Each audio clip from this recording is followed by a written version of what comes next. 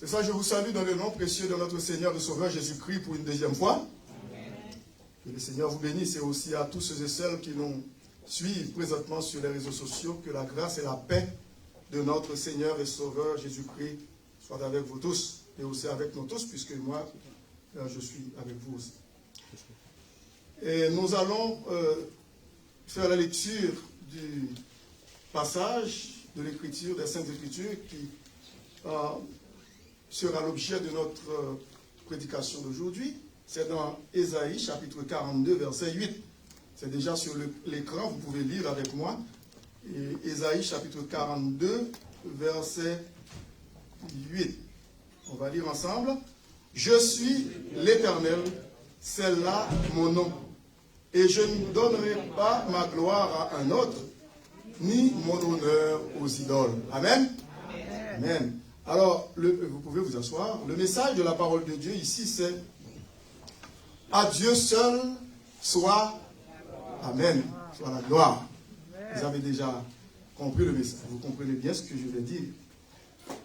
À Dieu seul soit la gloire, parce que c'est Dieu qui mérite la gloire, l'honneur, la louange et l'adoration.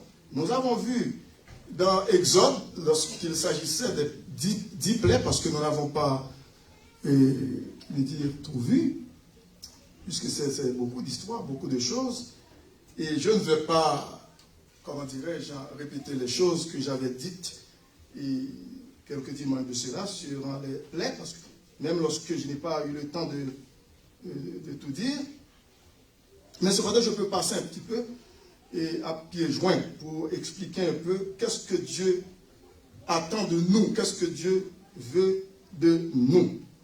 Parce que Dieu siège au milieu des louanges. Amen. Parce qu'il est le roi des rois, le Seigneur des seigneurs. Le seul vrai Dieu qui mérite la gloire, l'honneur et l'adoration. C'est pour cette raison que Dieu a dit que, eh bien, je ne donnerai pas ma gloire à un autre, ni mon honneur aux idoles, parce que les enfants d'Israël, après être sortis du pays d'Égypte, eh bien, sont tombés dans l'idolâtrie. Et ici, dans Ésaïe chapitre 42, verset 8, on dit, je suis l'Éternel, c'est ce que l'Éternel a dit, c'est là mon nom. C'est là mon nom, c'est le nom de Dieu. L'Éternel. L'Éternel qui veut dire celui qui était, qui est et qui sera, il est éternel.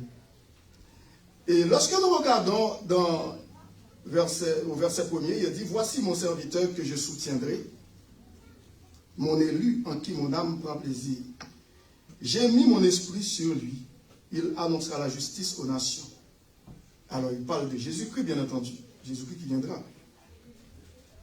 Il ne criera point, il n'élèvera point la voix et ne la fera point entendre dans les rues.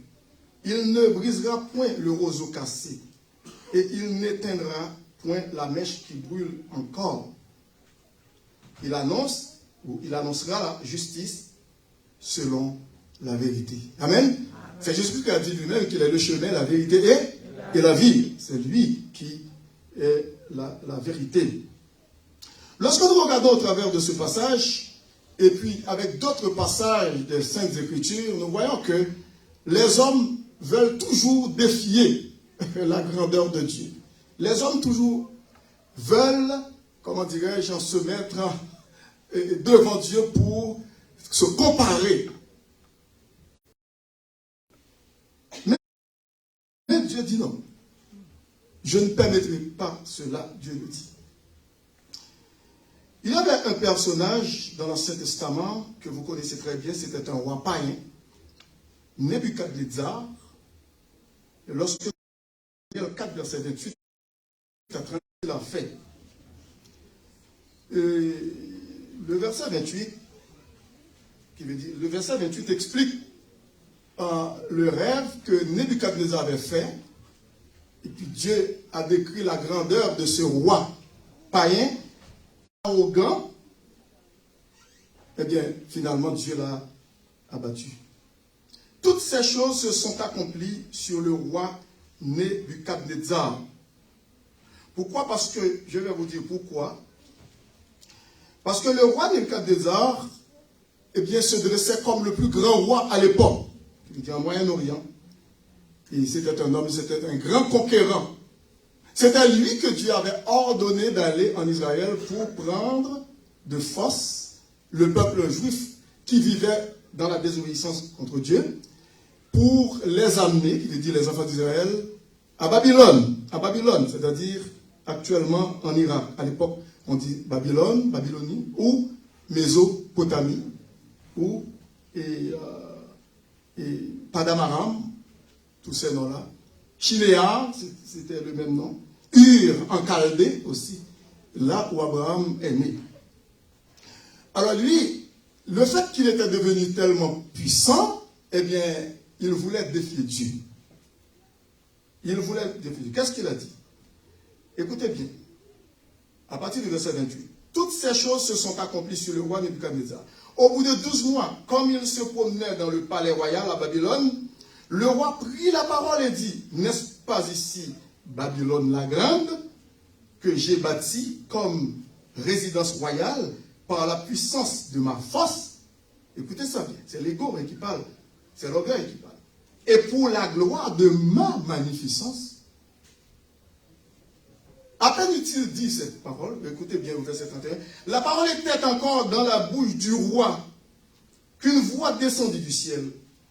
Apprends, roi Nebuchadnezzar, qu'on va t'enlever le royaume. Amen. Amen. Dieu ne marche pas avec les orgueilleux. On te chassera du milieu des hommes. Tu auras ta demeure avec les bêtes des champs. On te donnera comme au bœuf de l'herbe à manger. Et 7 ans passeront, c'est le chiffre de la perfection, chiffre complet d'après la Bible, chiffre de parachèvement de travail, d'une œuvre.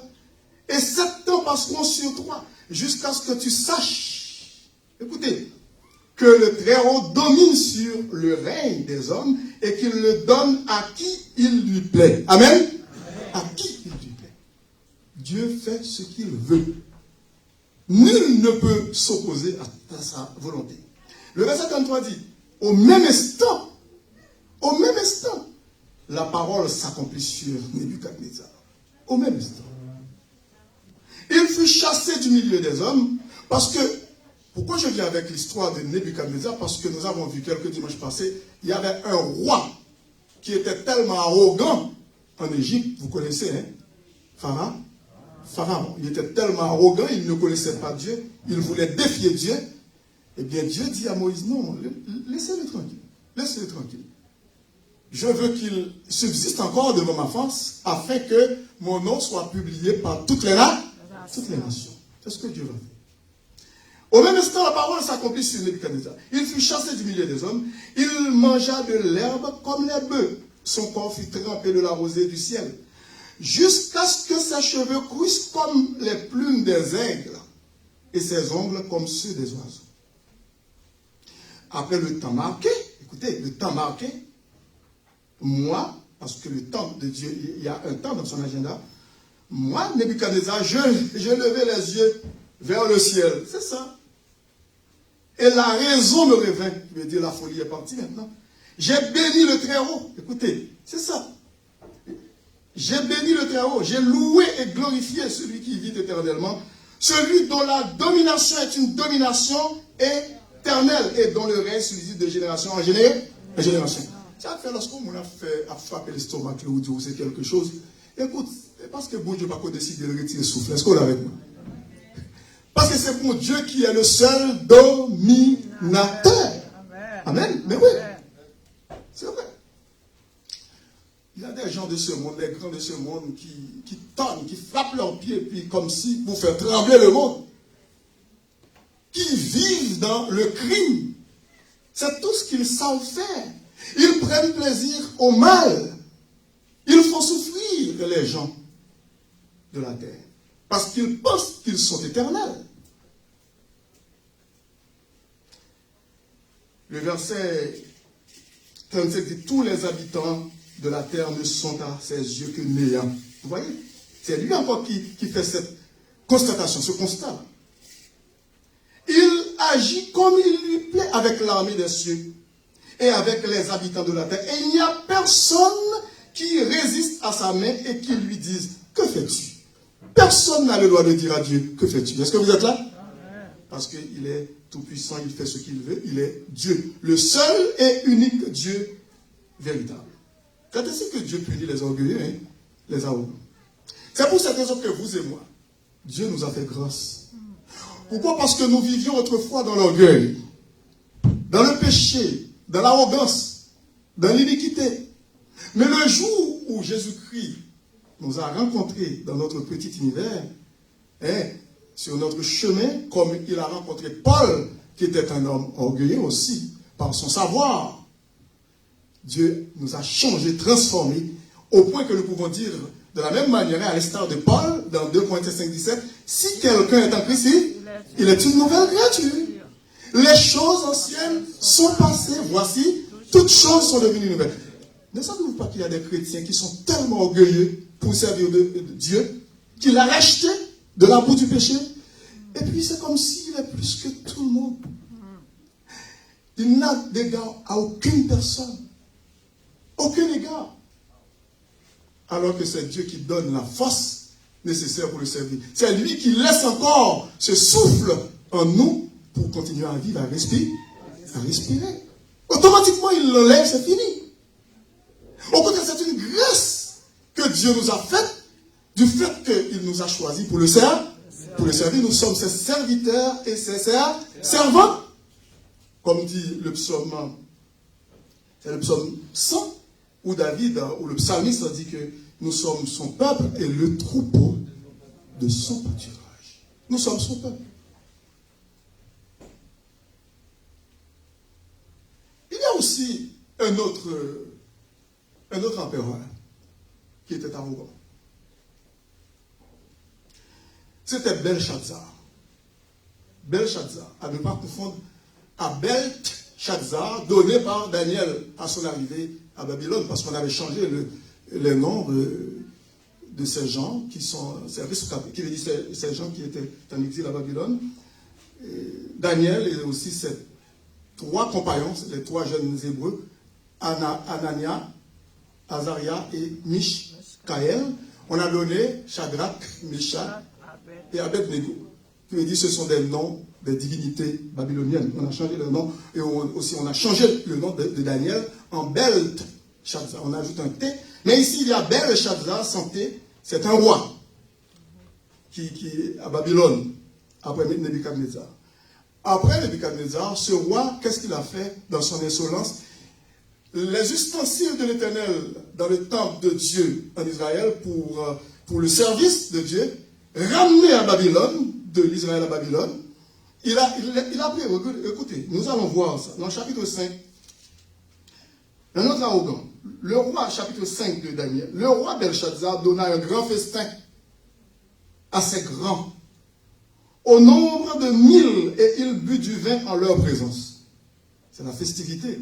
Maintenant, la raison va partir parce que c'est la jouissance. Il n'y a pas le temps pour réfléchir. Belshazzar, quand il eut goûté au vin, fit apporter les vases d'or et d'argent que son père Nebuchadnezzar avait enlevés du temple de Jérusalem afin que le roi et ses grands, ses femmes et ses concubines s'en servissent pour boire. Vous voyez? Quelle abomination! Quel manque de respect! Parce qu'il était roi, il pensait qu'il pouvait faire ce qu'il veut. Mais avec Dieu, ça ne marche pas. Alors, au verset 3, on apporta les vases d'or, écoutez bien, qui avaient été enlevés du temple de la maison de Dieu à Jérusalem, et le roi et ses grands, ses femmes et ses concubines s'en servirent pour boire. Ils burent du vin et ils louèrent les dieux, des minuscules, pas le Dieu d'Israël, pas notre Dieu. Et ils louèrent les dieux d'or, d'argent, d'airain, de fer, de bois et de pierre. Comme nous avons vu dans le psaume 115, les hommes fabriquent leur propre Dieu, mais qui ne peuvent rien faire pour l'homme. En ce moment, le jugement de Dieu va tomber. Apparurent les droits d'une main d'homme. Est-ce que Dieu a des droits comme vous et moi? Non. Mais il peut se disposer pour une circonstance, il peut le faire. Amen. Amen. Ben oui, il est tout petit. Il fait ce qu'il veut. Amen. En ce moment, apparurent les droits d'une médome et ils écrivirent en face du chandelier sur la chaude de la muraille du palais royal. Le roi vit cette extrémité de main qui écrivait. Alors le roi changea de couleur et ses pensées le troublèrent. Les jointures de ses reins se relâchèrent et ses genoux se heurtèrent l'un contre l'autre. Le roi cria avec force, qu'on fit venir les astrologues, les chaldéens, les devins. Et le roi prit la parole et dit aux sages de Babylone, quiconque lira cette écriture et m'en donnera l'explication sera revêtu de pourpre, portera un collier d'or à son cou et aura la 3e place dans le royaume ou dans le gouvernement du royaume. Mais par la suite, on ne va pas lire et tout, mais vous connaissez quand même l'histoire, la suite et aussi la fin de l'histoire. Finalement, c'était Daniel qui était venu pour l'interpréter parce que Daniel était rempli de la sagesse de Dieu. Alors, Daniel a expliqué au roi ce qui s'est passé. Et lorsque nous sommes rendus au verset 25, il a dit, le verset 25, voici l'écriture qui a été tracée. Écoutez, le verset 25. Voici l'écriture qui a été tracée. Comptez, pesez et divisez. Et voici l'explication de ces mots. Comptez. Il parle, Daniel parlait au roi Belshazzar. Dieu a compté ton règne et il a mis fin. C'est déjà fini. Amen. Bien que vous soyez au pouvoir, mais c'est déjà terminé. Parce que c'est Dieu qui élève et c'est Dieu qui abaisse. Est-ce que vous êtes là? Eh oui. C'est Dieu qui élève et c'est Dieu qui abaisse. Et puis, deuxième explication, parce que c'était compter, peser, diviser. Peser maintenant. Eh bien, Belshazzar, comme moi de Babylone, Dieu m'a dit que tu as été pesé dans sa balance, dans la balance, et tu as été trouvé lourd ou léger? Léger. Tu n'es rien. Tu n'es qu'une taille. Que tout le monde qui a montré tête comme si ceci, cela, devant mon Dieu qui s'arrête? Paille. Moi, je pour nous capable quelque chose qui va pour nous arrêter. En Basel. En Basel. Amen. En Basel, mon Dieu. Parce que Jésus-Christ dit quiconque s'élève ça, quiconque s'abaisse, s'élève. Et puis, maintenant, troisième explication du rêve, et qui n'est pas du rêve, et puis dire de l'énigme, diviser, c'est le verset 28. Il dit ton royaume sera divisé et donné aux Mèdes et aux Perses, les Mèdes et aux Perses. Il dit, il y a Iran aussi, la Syrie, Iran. Aussitôt, Belshazzar donna des ordres et l'on revêtit Daniel de pourpre. On lui mit au cou un collier d'or et on publia qu'il aurait passé là respecté ce qu'il a promis à Daniel en tant que roi devant les convives, devant les invités, c'est tout à fait normal. Et par la suite, lorsque vous lisez, vous continuez, vous allez voir le jugement. Eh bien, c'était déjà fait. Dieu l'a chassé du royaume. Ça, c'était un mauvais roi. Il y avait un autre exemple. On ne va pas aller trop loin, mais on va essayer d'aller dans le Nouveau Testament. On va voir un certain arrogant, un Hérode. Hérode. Qu'est-ce que Hérode a fait? Regardez dans Actes chapitre 12, verset 21 au verset 23. Et on peut mettre pour moi sur l'écran Actes 12, verset 21 à 23. Vous allez voir. Hérode, c'était les Romains lorsqu'ils ont fait leur intervention en Israël, en Palestine, et puis avant Jésus-Christ, qui ont instauré un gouvernement comme ça. Qui veut dire, Hérode était un bâtard, semble-t-il, un demi-juif, moitié arabe, moitié juif. Il n'était pas vraiment aimé par les juifs. Il n'était pas aimé. Il voulait se faire aimer, mais ce n'était pas facile. Alors, ce Hérode-là, c'était le petit-fils de Hérode le Grand qui a massacré une bande de petits jeunes gens en Bethléem le jour de la naissance de Jésus. Est-ce que vous êtes là? Alors, ce Hérode-là, ce n'est pas le même Hérode. Il ne faut pas confondre avec l'Hérode qui a fait massacrer par ses soldats les enfants à Bethléem. C'était son petit-fils qui est là maintenant. Alors, là, Acte chapitre, qu'est-ce que je dis? Acte chapitre 12? C'est ça. À un jour fixé, Hérode revêtu de ses habits royaux et assis sur son trône. vraiment bien habillé, les harangua publiquement. Qui veut dire, normalement, il a conquis la foule. Et puis, qu'est-ce qui s'est passé? Il prononça un grand discours vers le même... Non, vous êtes dans l'Ancien Testament avec Daniel, c'est pas là. C'est nouveauté. Retourne, s'il te plaît, sur Actes des Apôtres. Alors, c'est Actes des Apôtres. Ok, on va. Vers le même temps, le roi Hérode se... non, un instant, ok. Dans Actes chapitre 12, je vais... ok. Ok. On va voir. Bon, ok, c'est d'autres. À un jour fixé, Hérode, revêtu de ses habits royaux, est assis sur son trône, les harangua publiquement. Ensuite, le peuple s'écria, écoutez ça bien, voix d'un Dieu et non d'un homme. C'est-à-dire, Hérode donna un discours. Il parlait en public. Maintenant, le peuple a dit, ça c'est pas la voix d'un homme, mais c'est la voix de Dieu. Qu'est-ce qui s'est passé avec lui par la suite? Au même instant. Vous voyez le danger qu'il y a là-dedans? Au même instant, un ange du Seigneur le frappa. Pourquoi? Pourquoi? La réponse est là. Pourquoi? Parce qu'il n'avait pas donné gloire à Dieu et il expira rongé des... Quand quelqu'un dit, pasteur Lévesque, et puis tu ne dis pas gloire à Dieu, merci. Faites très attention. Je ne dis pas que je vais mourir rongé des vers, mais Dieu ne sera pas content. Alors c'est pour cette raison que la parole de Dieu nous dit de faire très attention parce qu'il n'avait pas donné gloire à Dieu. Au même instant, un ange, du Seigneur l'a frappé et puis il expira rongé des vers. Il y a 3 mauvais exemples. 2 dans l'Ancien Testament. Il y en a d'autres. Écoute, on n'a pas le temps de les citer. Et puis, il y a Hérode dans le Nouveau Testament. Et c'est ce que la parole de Dieu nous fait comprendre. Il faut faire très attention. Et c'est pour cette raison que la parole de Dieu nous fait comprendre que toute la gloire est au Seigneur.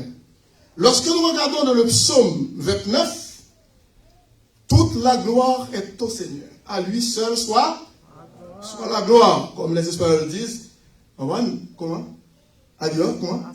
À son nom grand. Ah oui, c'est ça, frère. À son nom glorieux. Alors, c'est 29. Il est dit, psaume 29. Écoutez bien. C'est le psaume 29. Regardez. Vous connaissez très bien ce psaume, vous avez l'habitude de le dire. Ici, il est dit, Fils de Dieu, rendez à l'Éternel gloire et honneur. Si le Seigneur nous donne la santé pour le servir, c'est pour lui donner gloire jour après jour, pour le remercier pour ce qu'il est dans notre vie et aussi pour ce qu'il a fait en Jésus-Christ pour nous et aussi pour ce qu'il fait présentement et ce qu'il fera. Amen. Parce que nous ne connaissons pas le lendemain.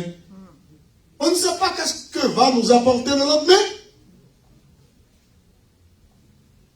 Et c'est pour cette raison que vous et moi, nous avons l'habitude de nous inquiéter parce que nous ne connaissons pas le lendemain. Et Dieu nous appelle à ne pas nous inquiéter. Rendez à l'Éternel gloire et honneur, Fils de l'homme. Rendez à l'Éternel gloire pour son nom. Prosternez-vous devant l'Éternel. Prosternez-vous. Quand on dit de se prosterner devant l'Éternel, qui veut dire il faut s'incliner devant Dieu. Prosternez-vous devant l'Éternel. Pas avec n'importe quel ornement, mais avec des ornements sacrés. Parce que Dieu est saint. Amen. Dieu est saint. 3 fois saint. Ça n'a pas fait longtemps, je vous ai montré le passage d'Ésaïe, chapitre 6, où lorsque Dieu a fait voir Ésaïe dans une vision, comment il était. C'était Jésus-Christ avant son incarnation, avant son arrivée sur la terre. Ésaïe s'écria, je suis perdu. Moi, je suis un homme dont les lèvres sont impures. Prosternez-vous devant l'Éternel avec des ornements sacrés. La voix de l'Éternel retentit sur les eaux. Vous voyez? Le Dieu de gloire fait gronder le tonnerre. Sa voix fait gronder le tonnerre. L'Éternel est sur les grandes eaux. Seulement la voix de l'Éternel qui retentit va faire beaucoup de choses. Regardez. La voix de l'Éternel est puissante. La voix de l'Éternel est majestueuse. Et écoutez bien. La voix de l'Éternel brise les cèdres. Et pas n'importe quel arbre. Au Liban. L'Éternel brise les cèdres du Liban. Des arbres millénaires. Hein? Il les fait bondir comme des veaux. Sa voix. Quand il tend sa voix, c'est ça. Et le Liban et le Sirion comme de jeunes buffles. Écoutez bien, le verset 7. La voix de l'Éternel fait jaillir des flammes de feu. Écoute, nous sommes en affaire avec un grand Dieu Tout-Puissant. Il faut faire très attention. En tonnant sa voix, écoute, s'il voulait anéantir, engloutir, faire disparaître l'univers tout entier, il le ferait. Seulement en ordonnant quelque chose par sa voix, et puis c'est fini. De la même manière qu'il a créé les cieux et la terre et tout ce qui s'y trouve, par sa parole, que la lumière apparaisse, et puis la lumière apparaît. Que le soleil apparaisse, et puis les luminaires, et la lune et le soleil, et puis les étoiles, les galaxies et tout. Et puis tout apparaît par une simple parole. C'est pour cette raison que le centenier romain, qui avait son serviteur malade, qui allait mourir, qui était sur le point de mourir, il dit, tu n'as pas besoin de déplacer, Seigneur. Juste un mot, à distance. Juste un mot. Dieu puissant. Sa parole court avec vitesse. Amen. Amen. Le psaume 33 dit ça. Il dit, il ordonne et les choses existent. Quand il dit, ça paraît. Amen. Et c'est pour ça que quand nous entendons des gens qui disent, telle personne a créé tel bagage, et puis c'est un créateur de... Mais écoute, c'est une mauvaise façon de dire, parce que créer, bara en hébreu, qui veut dire créer à partir de rien. Si, qui veut dire, lorsque vous trouvez quelque chose, par exemple, ex nihilo, qui veut dire à partir de rien. Hein. Bon. Lorsque quelqu'un dit qu'il a créé quelque chose, en tant que chrétien, il faut dire que, mais à partir de quoi vous avez fabriqué ça? Ah, mais j'ai pris des bois, j'ai pris des ceci, mais vous n'avez pas créé, vous n'avez rien créé. Mais pour créer quelque chose, il ne faut rien avoir. Il faut créer à partir de rien. Comme Dieu a dit, eh bien, que la terre apparaisse, que les océans, la mer apparaissent. Écoute, c'est ça, par sa parole. Et écoutez, la voix de l'Éternel fait trembler le désert. L'Éternel fait trembler le désert de Kadès. La voix de l'Éternel fait enfanter les biches. Les biches, c'est la femelle de cerf, hein, qui ont des cornes. Elle dépouille même la voix de Dieu, les forêts. Amen. Amen. Et qu'est-ce qu'il dit? Dans son palais, tout s'écrit gloire. C'est pour ça, gloire. Est-ce que vous êtes là? Oui, vous pouvez applaudir ça. Dans son palais, tout s'écrit gloire. Il n'y a pas de place pour les autres, pour les arrogants, les hautés de ce monde. Pas plus pour les enfants de Dieu qui sont désobéissants. L'Éternel était sur son trône lors du déluge. Amen. Il contrôle tout. Et lorsque nous regardons Psaume 96, écoutez, c'est la même chose. Le psalmiste donne gloire à Dieu pour ce qu'il est et aussi pour ce qu'il a fait.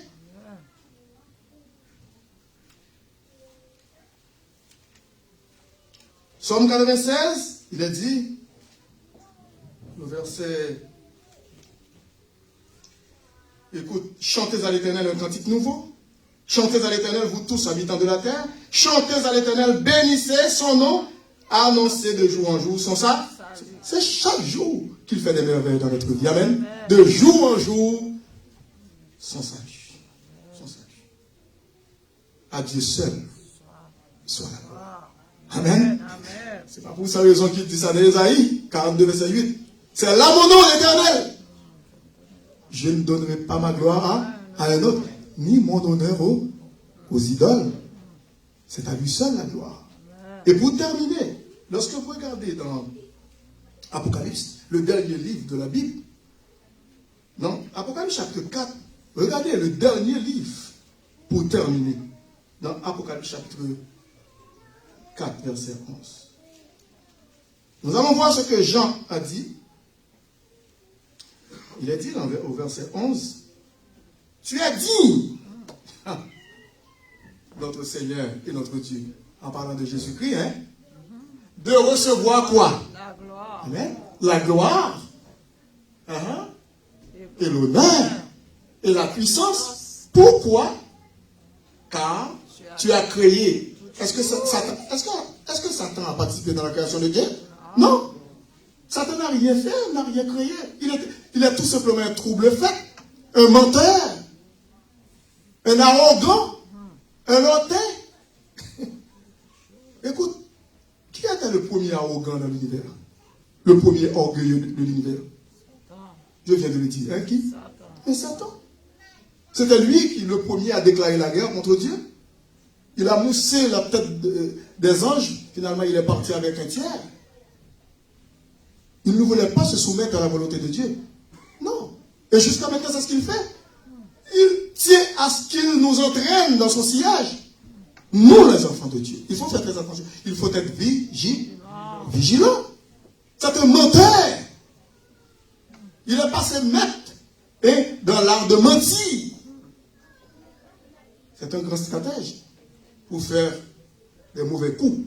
Tu as dit, notre Seigneur et notre Dieu, de recevoir la gloire et l'honneur et la puissance, car tu as créé toutes choses, et c'est par ta volonté qu'elles existent et qu'elles ont été créées. Que le Seigneur nous aide à comprendre que c'est lui seul qui mérite la gloire, l'honneur et l'adoration. À Dieu seul soit. Que le Seigneur vous bénisse. Et je vais prier pour les gens qui ont fait et qui n'ont pas encore Jésus-Christ dans leur cœur. Ils vont répéter après. Et si jamais il y a quelqu'un dans la salle qui ne connaît pas Jésus-Christ, c'est le temps de le faire. Seigneur Jésus, je viens devant toi aujourd'hui pour te demander pardon pour mes péchés. Je sais que tu es venu mourir pour moi sur la croix pour me sauver du péché.